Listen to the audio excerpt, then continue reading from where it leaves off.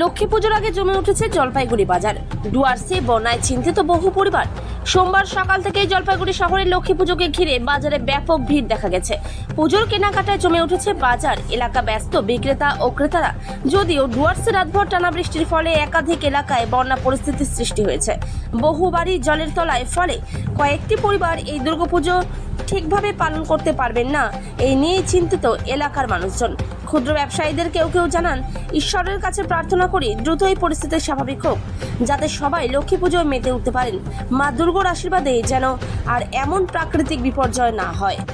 বৃষ্টি তো তার মধ্যে লক্ষ্মী পূজার বাজার কেমন?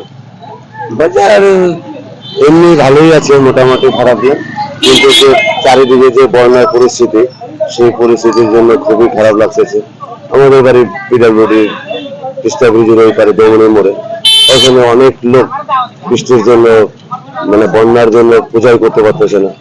হয়তো আমাদের ইষ্ট দেবতা হরিচাঁদ ঠাকুর, গুরুচাঁদ ঠাকুরের কাছে আমি হয়তো প্রার্থনা করবো তাদের জন্য সেই বন্যা থেকে মুক্তি দিয়ে পূজা যেন করতে পারে। অনেকেই পূজা করতে পারতেছে না। হ্যাঁ, জল বাড়ির ঘরের ভিতরে সম্পূর্ণ জল, নদীর জল গিয়ে একদম ঘর ভর্তি জল।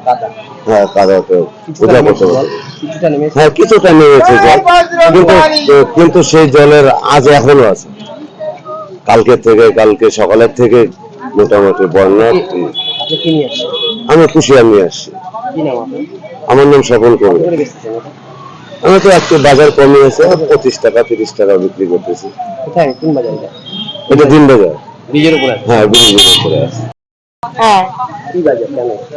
লক্ষ্মী পুজোর বাজার। কবে পুজো? হ্যাঁ, কবে পুজো? আজকেই পুজো, কালকে পূর্ণিমা আছে, সকাল 9টা অবধি, 9:30টায় শেষ পূর্ণিমা। তার মানে আজকে আর কালকে দুদিন পড়েছে। হ্যাঁ, দুদিন পড়েছে, তো আজকে 11:24 থেকে পূর্ণিমা পড়েছে। আবহাওয়া সকাল থেকে কেমন? বৃষ্টি? না, বৃষ্টি তো হচ্ছিল, এখন তো একটু কমেছে। জানি না আবার বৃষ্টি। 1968 সালে বন্যার একটা হিস্ট্রি আছে লক্ষ্মী পুজোয়। মেঘলা আকাশ মেঘলা, একদম মেঘলা, জানি না কখন আবার ঝরে পড়বে। টুকটাক বাজার কেমন? জিনিসের দাম? শোনেন, জিনিসের দাম তো হবেই, আসলে মানুষের ইনকামও কম।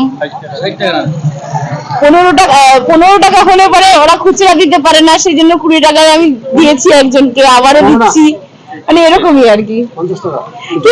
কিন্তু তবুও মানে হচ্ছে, দেখেন যতদিন হচ্ছে মানুষ আছে পূজা চলবেই।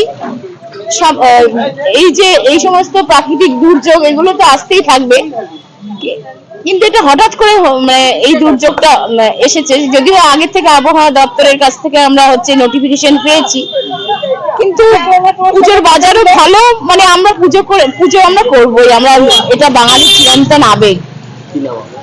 ইন্দ্রাণী ঘোষ, বাড়ি নাগরাকাটা। ভয়াবহ বন্যা পরিস্থিতি, কিন্তু আমি ডিউটির জন্য এখানেই থাকি, রায়কাটপাড়া।